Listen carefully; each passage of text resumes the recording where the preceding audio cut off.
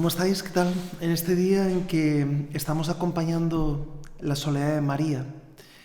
Lo que ocurre es que la soledad de María tiene mucho más de esperanza que de nostalgia. Es más, no tiene nostalgia porque María vive siempre el presente con intensidad. Y en ese presente está haciendo experiencia del valor redentor que ha tenido la vida de su hijo, pensando en nosotros, pensando en nuestra propia salvación. Y esto es lo que da sentido también al día de hoy, ¿no? Acompañar a María en esa esperanza, no solamente en el dolor, sino en la esperanza de volver a recobrar de una forma nueva, transfigurada, resucitada, que no es volver a recuperar el cuerpo de antes, a su hijo, pero pensando en nosotros, pensando siempre en nosotros. Hoy es un día para detenernos en María, desde María, en compañía de ella, en ver el alcance salvífico que ha tenido la muerte en cruz de Jesús, una muerte que nos ha salvado, ¿no? Dice San Bernardo que el Dios vivo es impasible, pero no incompasible. Es decir, que Dios, en su infinitud, en su eternidad, en su esencia, pues evidentemente es un Dios que bien puede ser considerado como que está mucho más allá de lo que el hombre le puede infringir o le puede realizar, lo cual no significa que su Hijo único, Jesucristo, Hijo de Dios, verdadero Dios y verdadero hombre, como reza el credo niceno-constantinopolitano, no haya sufrido realmente y verdaderamente en su carne por nosotros. Pero es verdad que Dios en su infinitud, Dios en su esencia, está en unas condiciones que no son las espaciotemporales, y todo lo contrario sería, diríamos, proyectar una visión pues demasiado humana, demasiado antropomórfica de Dios. Y como dice San Bernardo, este Dios vivo, impasible, no es incompasible. ¿Por qué? Porque la compasión que Jesús ha demostrado en estas horas de pasión hacia nosotros es nuestra salvación. Su compasión es nuestra salvación.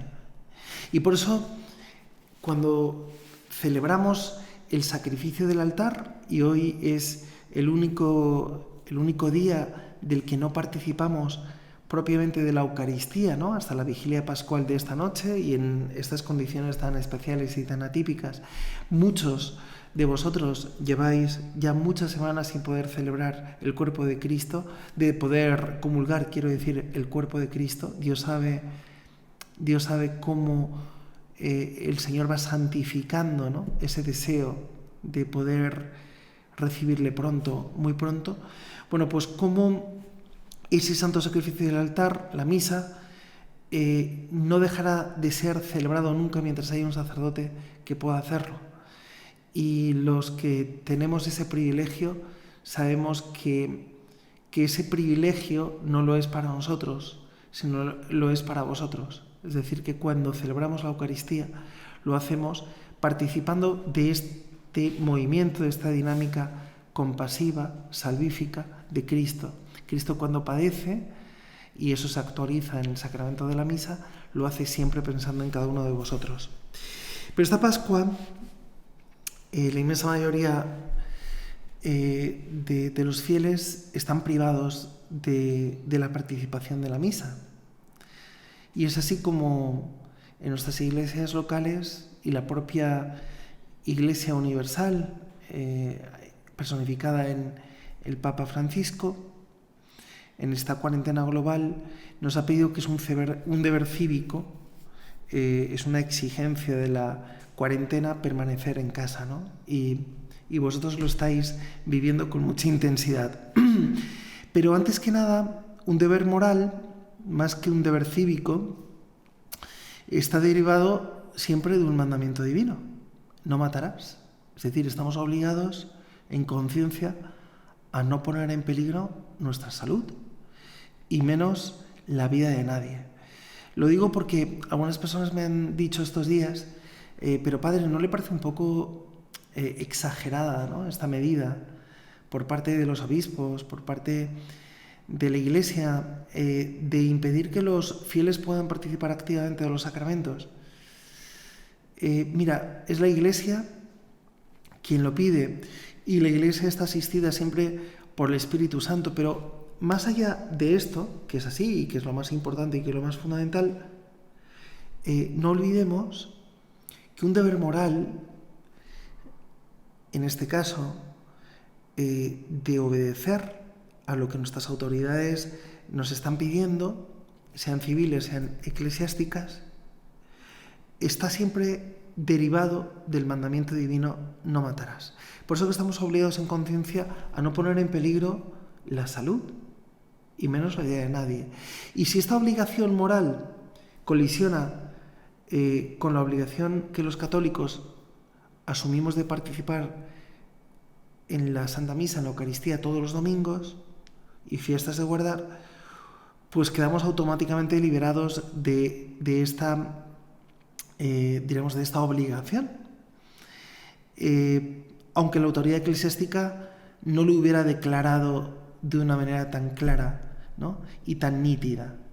Entonces, es importante aclarar y perdonar este paréntesis, porque tiene que ver también con lo que os quiero dar a continuación, que ante esta actual cuarentena global, pues el Papa ya ha dispuesto de que la Santa Misa sea celebrada por los sacerdotes solos y que evitemos la concelebración y con la asistencia de muy pocos fieles, por no decir de ninguno. ¿Cuántos sacerdotes están celebrando solos estos días, ¿no?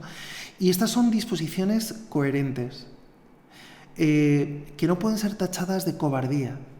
Tengamos cuidado rápidamente de tachar o de insultar o de cuestionar, ¿no?, ni mucho menos de falta de fe, porque también se ha escuchado eso. No, es que a la Iglesia le falta coherencia, a la Iglesia le falta fe, a la Iglesia le falta arrojo y audacia, ¿no?, para hacer frente a esta pandemia, pues como lo hizo la Iglesia en otras épocas de la historia, ¿no?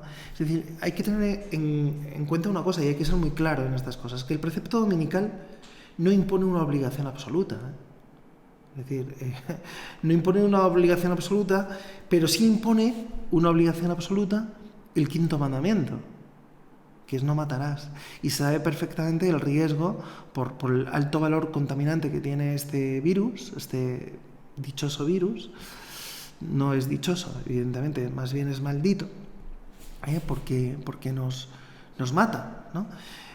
Por tanto, hay una obligación moral impuesta por el quinto mandamiento de la ley de Dios, de no matarás. Y esto está por encima, insisto, del precepto dominical, que no impone, insisto, una obligación absoluta. Y esto es una cuestión que se estudia en moral fundamental. ¿De acuerdo? Entonces, un quinto mandamiento en este caso tutela ese bien indisponible de toda vida humana inocente. Y es necesario adelantarse y renunciar, como estamos viendo, a las asambleas litúrgicas, aunque las autoridades civiles no las hubieran prohibido expresamente, ¿no? Entonces, bueno, no caigamos tampoco en una especie de positivismo jurídico, ¿no?, sino que el cristiano tiene que tener una conciencia siempre clara de todo ello. Pero no me quiero limitar a decir esto, ¿no? Yo quisiera animaros en que estos días de confinamiento que van pesando, ¿verdad? En otros países que nos seguís, Colombia, Argentina, habéis empezado más tarde, Uruguay. El caso de España, Francia y países centroeuropeos, Italia, empezamos el confinamiento antes y el desgaste se nota, ¿no? Más allá de que estamos en casa y estamos bien, ¿no? Pero en este tiempo de confinamiento no podríamos dejar de preguntarnos lo siguiente. ¿Todo esto no estaba bajo control? Es decir, a veces vivimos ingenuamente las cosas, ¿no? Uno puede decir, anda, pero si mi vida parecía que estaba tan segura, principio y fundamento, ¿no? ¿Dónde está el fundamento de tu vida? ¿Dónde está el principio y fundamento de tu vida? Porque si el principio y fundamento de tu vida está en cosas en las que hace 3 semanas depositabas totalmente tu confianza, como era el sistema sanitario, la red sanitaria, más allá del gran papel que han desempeñado nuestros sanitarios. Si no hubiera sido por ellos, no sé qué hubiera pasado de nosotros, ¿no? Pero claro, no es infalible. Es decir, los hospitales y los médicos te pueden procurar mucho, pero no te pueden garantizar absolutamente la vida. De hecho, ahí están los muertos, ¿no? ¿Dónde está puesta nuestra seguridad última? No digamos en otras instancias. Los políticos, no quiero meterme por ahí, pero aún menos, muchísimo menos, ¿no? ¿Dónde está puesto nuestro fundamento? Entonces, tenemos que hacernos estas preguntas, ¿no? Si yo pensaba que mi vida estaba bajo control, ¿no? O otro tipo de preguntas como, por ejemplo, un virus como este, el COVID-19. O sea, ¿es capaz un virus de echar abajo el bienestar global del que gozamos? Pues se está demostrando que sí. Se está demostrando que sí. Es tan frágil el sistema económico que ha llevado al hombre, por ejemplo, pues no sé, hasta la luna, ¿no? Y ha creado un nuevo mundo globalizado, y sin embargo un virus pone en jaque mate al hombre en esta situación. O un poder sanitario, ¿no? No podrá curar, ni siquiera atender a los enfermos. Hemos dicho hace un momento que por más que creo que en nuestros países tenemos sistemas sanitarios que han demostrado una heroicidad, y no me cansaré de decirlo, impresionante, claro, no son absolutos. Como nada humano es absoluto, ¿no? Y podríamos seguir preguntando, y cuando las cosas mejoren, ¿no será necesario revisar a fondo el modelo de vida, diríamos, como que tecnocrático que nos domina? Porque confiamos excesivamente en las técnicas, en la ciencia, y sin embargo todo eso se está demostrando que es insuficiente. ¿No será el momento de preguntarnos a fondo estas cosas? Y no soterrarlas una vez que hayan pasado, parezca que la curva se haya superado, la famosa curva, y haya empezado en una dinámica descendente. No he de plantearme ya en mi vida en qué relación está mi vida y mi muerte, con el supuesto futuro mejor de la humanidad. A mí, ¿me salvará a mí ese futuro del que tanto me hablan, cuando se ha demostrado que no? Hasta hace 2 días se venía hablando de cómo lograr prolongar, ¿no?, la vida del hombre, pero si no somos capaces ni de salvar a nuestros propios seres queridos, pensando que teníamos medios más que suficientes para conseguirlo y lograrlo, y resultan escandalosas las cifras que se cobran todos los días de muertos en España, o en Italia, o en otros países, ¿no?, donde ya las cifras empiezan a adquirir un tono no solamente alarmante, sino catastrófico. ¿Salvará a mi familia y al pueblo del que formo parte este futuro tecnocrático tal como nos lo han pintado? ¿Será el porvenir mejor desde el punto de vista del desarrollo social y económico? ¿O esto empiezan a ser farsas que debería de poner ya en cuestionamiento desde este momento y volver al principio? ¿Dónde está mi principio y fundamento, valga la redundancia, ¿no? ¿Quién me puede asegurar la vida? No solamente la salud, sino la vida, la salvación. Y desde el punto de vista moral, ¿lo será necesariamente como la ideología del progreso moral, que no cesa de pretender hacernos creer que el hombre será más capaz, más bueno, más justo, si se lo confiamos todo a una ideología tecnocrática? Bien, sería un momento para hacernos todo este tipo de preguntas. Yo en este momento, ¿qué os quiero presentar? Os quiero presentar las reglas para sentir con la Iglesia, que son unas reglas de discernimiento, las últimas, de las que nos habla San Ignacio en los números 352 al 370 de los ejercicios espirituales. San Ignacio pone punto final a los ejercicios espirituales con un discernimiento de la autenticidad de nuestro sentido de pertenencia eclesial. cuál es la calidad de mi pertenencia a la Iglesia. Claro, los ejercicios espirituales son un camino en el desierto, o en este caso han sido un camino, o están siendo un camino en casa, ¿no? En el confinamiento, diríamos nosotros, más que en el desierto, en el confinamiento, ¿no? Es el término del hombre transformado por el Espíritu Santo.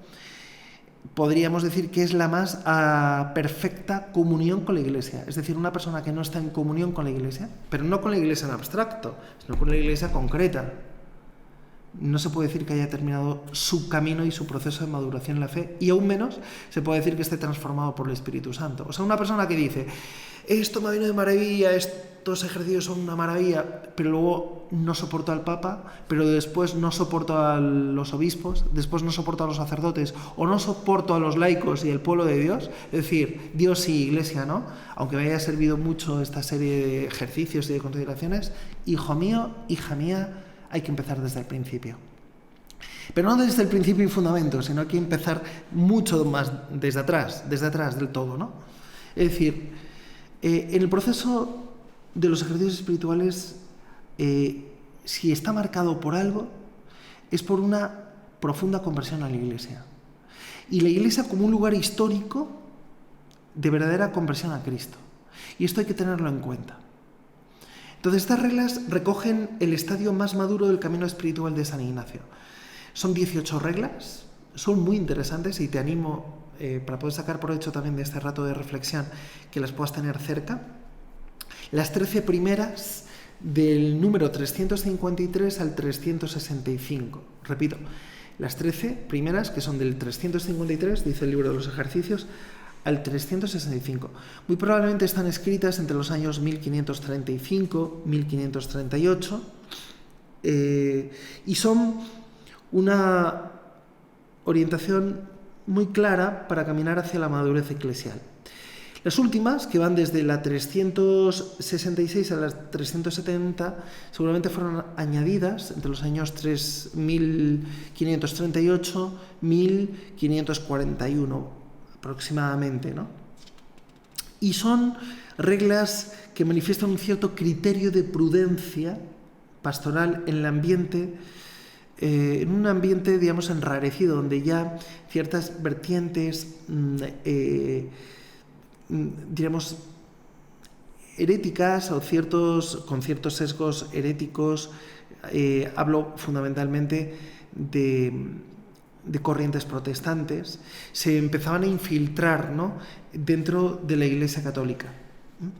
Entonces, es muy interesante leerlas en este contexto para poder entender y para poder sacar máximo provecho de ellas. ¿Cuál es la utilidad de estas reglas? La utilidad de estas reglas es que no pretenden ser una especie de eclesiología sistemática. No es que San Ignacio nos empiece a hablar de la Iglesia desde su misterio de catolicidad, de unidad, de santidad. Eso ya lo habrán hecho otros. Está Roberto Bellarmino, que es el eclesiólogo por excelencia, que va a sistematizar la eclesiología fundamental, y después vendrán otros. En nuestros tiempos os sonará Yves Congar y otros tantos, ¿no? El propio Benedicto XVI.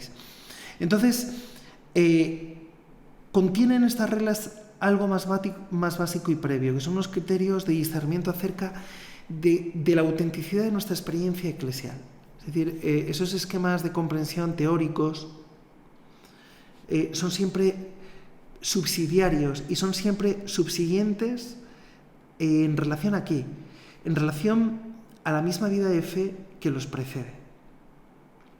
Muy interesante ver que la traducción Vulgata, es decir, la traducción latina de los ejercicios espirituales, habla de sentire cum ortodoxa ecclesia.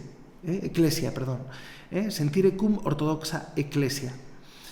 Es decir, que tiende ya como a restringir la primitiva perspectiva de Ignacio, más dinámica y más complexiva, cuando él habla de en la iglesia militante. Bueno, pues sentire cum ortodoxa ecclesia, sentir con la iglesia de manera, digamos, ortodoxa, ordenada, ¿no? Como corresponde, ¿no? Lejos de cualquier subjetivismo. Bien, el creyente ante el misterio de la Iglesia. De eso tratan las primeras reglas, la 353 y curiosamente, perdón, no las dos primeras reglas, sino la primera y última regla, la primera y 13ª. 353 quería decir y 365, porque son como el principio y fundamento de este discernimiento. Ignacio nos pone frente a la Iglesia como ante un misterio de fe. Y esta es la exacta perspectiva. La Iglesia como un misterio de fe. Si yo no parto de una experiencia de fe para acercarme a la Iglesia, la voy a ver simplemente en sus dimensiones sociológicas, superficiales, políticas, estructurales, pero no en una dinámica de fe. Por lo tanto, es fundamental. La primera regla nos dice que la Iglesia es la vera esposa de Cristo. O sea, está definida como la verdadera esposa de Cristo. Por lo tanto, no cabe divorcio entre el misterio de Cristo y el misterio de la Iglesia. No son sino dos aspectos del mismo misterio de salvación. El misterio de Cristo siempre es un misterio previo y fundante con respecto al misterio de la Iglesia. Es decir, no es la Iglesia la que funda a Cristo, sino al revés, es Cristo quien funda la Iglesia. No es la Iglesia quien se inventa a Cristo, porque eso muchas veces subyace en algunos planteamientos, ¿no? Es que los obispos han decidido tal cosa. No, es Cristo quien funda la Iglesia, ¿no? Y esa fundación, además de ser histórica, es una fundación dinámica, ¿eh? La Iglesia vive de Cristo, vive de la Eucaristía, vive del misterio de la salvación de la Eucaristía, no lo olvidemos, ¿eh? Por lo tanto, el criterio fundamental es este. El misterio de Cristo previo y fundante con respecto al misterio de la Iglesia. Por tanto, ¿qué quiere decir esto? ¿Cómo hay que acceder al misterio de la Iglesia? Pues hay que acceder al misterio de la Iglesia por la única entraña por la cual se puede acceder, que es la entraña de Cristo. Yo solamente puedo acceder a la Iglesia a través de Cristo. A través de la llaga del costado abierto de Cristo. Bien, por lo tanto, si yo no tengo una experiencia personal de Cristo vivo, se me hará muy difícil sentir con la Iglesia en todas sus dimensiones, ¿no? El seguimiento de Cristo se concreta siempre en la mediación de la Iglesia. Es decir, yo no puedo seguir a Cristo si no es a través de la mediación de la Iglesia. Uno podría decir, hombre, ¿y los protestantes, nuestros hermanos de la Iglesia reformadas y tal? Bueno, evidentemente que nosotros no vamos a juzgar ni la conciencia, no. Incluso puede haber muchos de nuestros hermanos que nos están siguiendo y uno no puede decir, es que yo no formo parte de la Iglesia católica y sin embargo mi relación con Cristo es verdadera. Por supuesto que sí, ¿no? Y nadie dice lo contrario. Pero lo que nosotros afirmamos como católicos es que desde el momento en el que Cristo ha fundado a la Iglesia católica, es decir, que la Iglesia católica no es fruto de un movimiento cismático o de ruptura con la unidad, sino que nace, como decíamos, del propio costado abierto de Cristo en la cruz, y así lo estamos contemplando durante estos días, estamos en condiciones de afirmar precisamente que la Iglesia nace precisamente de ahí. Y que, como diría San Justino, igual que hay semina verbi, semillas del verbo, en todas partes, en toda realidad, podríamos decir que también se puede decir análogamente que hay semillas de esa Iglesia que Cristo ha fundado en todo lo demás. Es decir, claro que gracias al luteranismo, por ejemplo, la Iglesia ha entendido mucho más la doctrina de la justificación. Claro que sí, por supuesto. Y ha podido proyectar una mirada mucho más profunda y mucho más honda de la epístola de San Pablo a los romanos, sin duda alguna, ¿no? Pero eso no significa que tengamos que instalarnos una especie de relativismo, porque si no, la Iglesia católica, y lo digo especialmente en aquellos países donde otras iglesias están muy fuertes, la Iglesia católica vendría a ser como una más, un camino más. No, la Iglesia católica, nosotros decimos en el credo apostólico que es una católica y apostólica, una santa católica y apostólica, ¿no? Y esto lo defendemos, y esto muchos lo han defendido, el propio San Ignacio de Antioquía, hasta dar su vida por ello, ¿no? Por lo tanto, es importante calar profundamente en esto, la experiencia personal de Cristo. El seguimiento de Cristo se concreta siempre en la mediación de la Iglesia, y la misma dinámica de fe que nos hace responder al Rey Eternal en los ejercicios espirituales nos lleva a esa generosa disponibilidad para la construcción del reino y la obediencia a la Iglesia actual, y aceptando su mediación que historiza mi disponibilidad para la obra del reino. Yo no puedo construir el reino de Cristo si no es en comunión plena con la Iglesia católica. Bien, eso es lo que dice la primera regla. Y la 13ª regla es que se nos habla del sentir de la Iglesia en cuanto cuerpo universal. Y en cuanto cuerpo universal prevalece sobre mi modo de percibir las cosas. Es decir, el modo universal de ver la Iglesia católica universal, eso significa católico, universal, prevalece sobre mi modo de percibir las cosas, lo que yo veo. Como vivimos un mundo tan subjetivista y tan relativista, es difícil entender esto. ¿Qué es lo que prevalece? ¿Mi manera de ver las cosas o la manera universal que tiene la Iglesia de verlas y de entenderlas? Evidentemente lo segundo, esto segundo, ¿no? Entonces, el fundamento es que el Espíritu Santo conduce a la entera comunidad católica. Por eso el cristiano vive siempre en una actitud de humildad ante el misterio de la Iglesia. Y no pone nunca su modo singular de ver las cosas como regla definitiva. Es decir, mi manera de ver las cosas no es la regla definitiva para entender lo que está bien y lo que está mal. Si el Espíritu Santo guía a su Iglesia, yo estaré guiado por el buen Espíritu, dice Ignacio, en tanto éste me conduzca a vivir plenamente la comunión eclesial. Si no, no es el Espíritu Santo. Si el Espíritu Santo me lleva a romper, por tanto, la comunión eclesial es el criterio básico del que se deja guiar por el verdadero Espíritu de Jesús, que guía a la Iglesia. O sea, siempre decir lo que nos decía un profesor de patrística, de tú cuando empiezas a analizar las herejías de los primeros siglos, lo primero que ves no son herejías, lo primero que ves son cismas, es decir, rupturas contra la unidad y la comunión de la Iglesia. Lo que pasa es que después se justifica ese cisma, se justifica esa desobediencia, se justifica ese romper la comunión con la unidad. ¿Y cómo se justifica? Doctrinalmente. ¿Cómo? Pues haciendo una lectura paralela y distorsionada del dogma, de la verdad. Y ahí nace la herejía. Entonces, lo primero es muy interesante ver que detrás de toda herejía hay un movimiento cismático.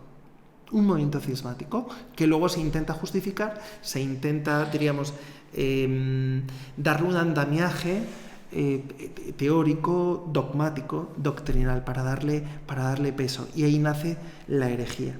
Pues hemos de tener cuidado con ello, ¿no? El criterio básico siempre es la comunión eclesial, del que se deja guiar por el verdadero Espíritu de Jesús, el Espíritu Santo, que es quien guía a la Iglesia.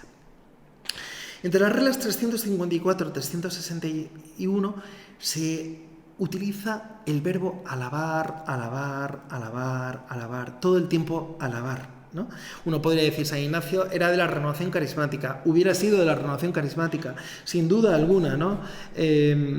Porque habla de alabar sacramentos, alabar vida consagrada, alabar devociones, alabar símbolos, liturgia, penitencia, alabar. Nosotros también estamos en condiciones de decir, claro que sí.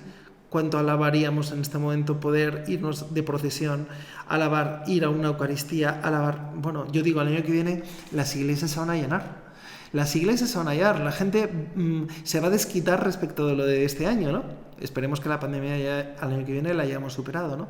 Y bueno, y va a haber un efecto de llamada más que disuasorio, estoy convencido. ¿Por qué? Porque la conciencia cristiana es clara, es la de alabar, ¿no? Frente a esas posiciones muchas veces racionalistas, sospechosas de todo movimiento de devoción popular, lo genuinamente católico siempre lo ha defendido, ¿no?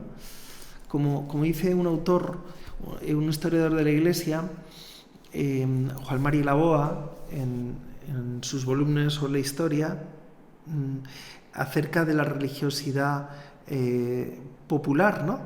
Es decir, que el pueblo siempre ha tenido un instinto y un olfato para valorar pues todo esto que son las procesiones, todo esto que son la devoción popular, y que no lo podemos soslayar ni lo podemos negar, ¿no? Entonces, este autor, Juan Mari Lagoa, en La larga marcha de la Iglesia, ese libro, nos habla precisamente de esto, de la importancia que tiene las devociones populares, ¿no? Y que no las podemos despreciar, ni mucho menos, sino todo lo contrario, como dice San Ignacio, alabar. Es decir, la totalidad de la vida y presencia de la Iglesia en su realidad histórica actual, sintiéndola y defendiéndola como cosa propia, ¿no? Y este es el criterio de sentido de pertenencia. Y por eso se hace necesario superar esas actitudes a veces hipercríticas, esa excesiva acrimonia y partidismo que suele haber sobre la fe sencilla de la gente. La fe sencilla de la gente, que es la que hay que mantener, es la que hay que cultivar, ¿no? Vivir en la Iglesia con una actitud siempre constructiva. De eso nos va a hablar San Ignacio en la regla 362. Con la jerarquía, empleando la crítica constructiva, evangelizando a los ministros siempre con discreción, con discernimiento, por el bien que pueden hacer, pero evitando a veces descalificaciones, no a veces, sino evitando siempre descalificaciones públicas que muchas veces quiebran en el pueblo el sentido de la autoridad.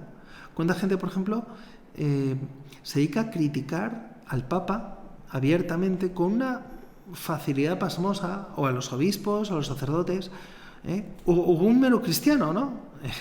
Que no por ser mero lo es de menos dignidad, está tan bautizado como el Papa, ¿no?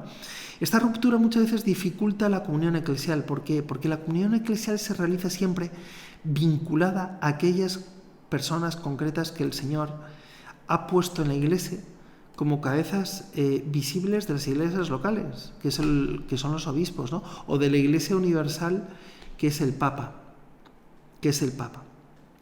Entonces, por un lado, vivir en la Iglesia con una actitud constructiva, con la jerarquía. Por otro lado, con la doctrina. De eso nos habla en el número 363. Es decir, apreciar y emplear sin exageraciones unilaterales las fuertes y los métodos teológicos. San Ignacio, por ejemplo, era muy amigo de los doctores positivos, de los, por ejemplo, no sé, los africanos, San Agustín, San Cipriano, otros, el propio Tertuliano, de los doctores, pero también de los doctores escolásticos, ¿no? Como el propio Santo Tomás de Aquino, ¿no? Entonces, ser personas de equilibrio, ¿no? Es decir, no evitar exageraciones unilaterales de fuentes, de métodos teológicos, no instalarnos una especie como de guerra dialéctica que para afirmar una cosa tenga que negar la otra. Y tenemos que notar un sentido progresivo de la tradición. Esto es muy interesante y de esto también ha hablado Benedicto XVI. Este movimiento progresivo de la tradición. Es decir, los servicios complementarios del magisterio y de la reflexión teológica van ahondando progresivamente en las cosas de la fe. Es decir, que una cosa es decir, sí, tenemos que ser muy firmes en la afirmación, valga la redundancia, ¿no?, de la doctrina, pero eso no significa que no nos podamos abrir a corrientes teológicas precisamente que nos ayuden a profundizar más en el dato de la fe. No podemos ir tan cerrados que solamente me haya quedado en lo escolástico. No, yo tengo que abrirme a más. Tengo que abrirme a la patrística, que es previa a la escolástica, pero no me puedo quedar solamente en la patrística. Tenemos que ir también a los autores de la devoción moderna a ver qué nos dicen, a los teólogos que hoy tenemos, un von Balthasar, una Guy de Lubac, el propio Joseph Ratzinger, hoy Benedicto XVI, que nos hablan y que nos ayudan a profundizar de una manera ordenada, de una manera inteligente, de una manera profunda, de una manera enamorada y apasionada de la tradición, ¿no? Por lo tanto, tenemos que estar abiertos a eso, vivir la Iglesia con una actitud constructiva respecto a la jerarquía, regla número 362, respecto a la doctrina 363, y también con las personas espirituales 364, evitando comparaciones, evitando entusiasmos inmaduros y cualquier forma de culto a la persona. Esto es muy dado hoy, ¿no? Yo voy a tal iglesia, a tal misa, porque, esa persona es que es un crack, ¿no? Se dice, es un crack. Bueno, y los demás no son un cracks. Y por lo tanto, si los demás no son un crack, entendemos que los demás no, de alguna forma, no vehiculan la gracia de la misma manera. Cuidado, ¿no? Cuidado a veces con esos entusiasmos inmaduros, con esas formas de culto a la persona, que parece que una misa de tal padre que tiene poder sanador vale mucho más que la de un pobrecillo que tiene 4 personas en su parroquia y que no le conoce nadie ni en su casa a la hora de comer, ¿no? Entonces yo creo que tenemos que evitar precisamente estos extremos, ¿no? Y cultivar, dice San Ignacio en las últimas reglas 366, 369, una pastoral responsable con el ministerio de la palabra. Qué importante es esto. De esto ya hemos hablado hace ya unos cuantos días, ¿verdad?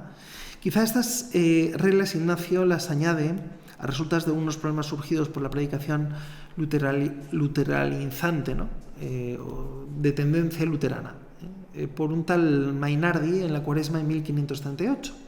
El uso de la palabra en la Iglesia tiene que tener un objetivo muy claro y muy definido, que no puede ser otro que el de consolidar y extender la fe. Y debe hacerlo de una manera contextualmente responsable.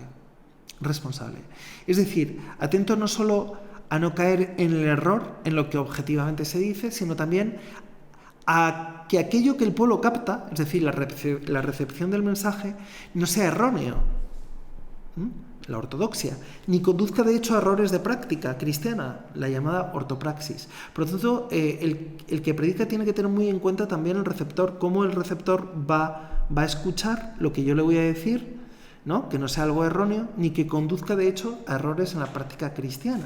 Por lo tanto, es ahí donde vosotros, los laicos, los que nos estáis escuchando, a los sacerdotes también nos podéis corregir. Padre, esto que ha dicho no ayuda, ¿no? Usted no tiene que meterse en política, usted no tiene que meterse en estas cosas, usted no puede ser como ambiguo a la hora de hablar de un tema que requiere claridad y concisión, ¿no?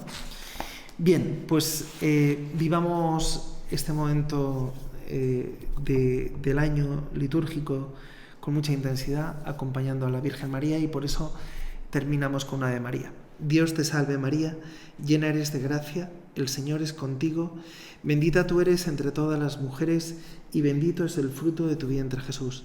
Santa María, Madre de Dios, ruega por nosotros pecadores, ahora y en la hora de nuestra muerte. Amén. Gloria al Padre, al Hijo y al Espíritu Santo, como era en el principio, ahora y siempre, por los siglos de los siglos. Amén. San Ignacio de Loyola ruega por nosotros.